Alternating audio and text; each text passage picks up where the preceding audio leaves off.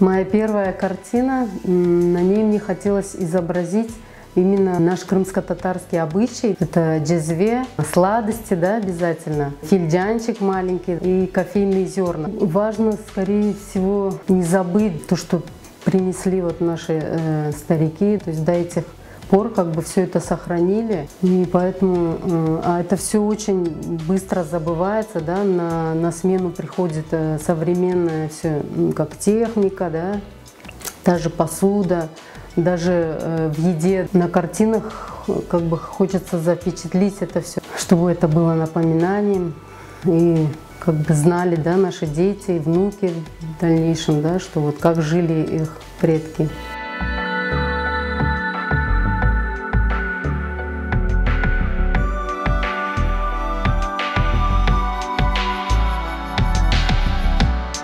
Каждый раз, когда я езжу по Крыму, меня очень вдохновляет красота Крыма, да, горы, леса, море. Сама природа, она так и просится на холст. Когда я вижу, мне хочется запечатлеть это. Она же вот всегда разная. Даже одно и то же место по-разному выглядит.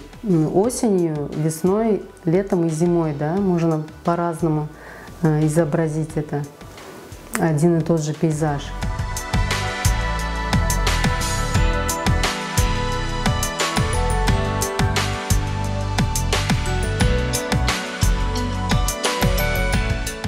На своих картинах я экспериментирую, да, совмещаю крымско-татарский орнамент и арабскую каллиграфию. Такие слова, как Аллах, Машаллах, Альхамдулиллях, да, то есть чтобы это было как напоминание для нас, потому что мы мусульмане. Что бы ни случилось, богатые мы, бедные, кого-то мы теряем, кто-то рождается, то есть все это предписано нам Всевышним. Я вижу такую тенденцию, что такого рода картины, они как бы оберег, да, используется, но это неправильно. То есть не будет картина оберегать, если ты не будешь понимать смысла того, что написано на ней.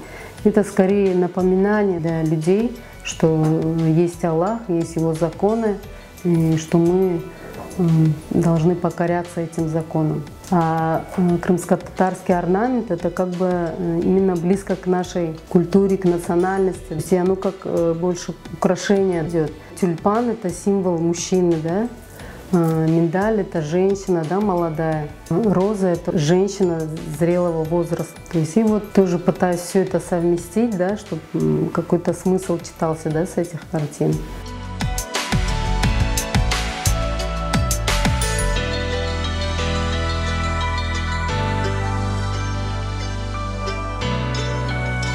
Меня все поддерживают. Но не сказать, что мне кто-то там говорит, брось это дело, да, кому оно надо.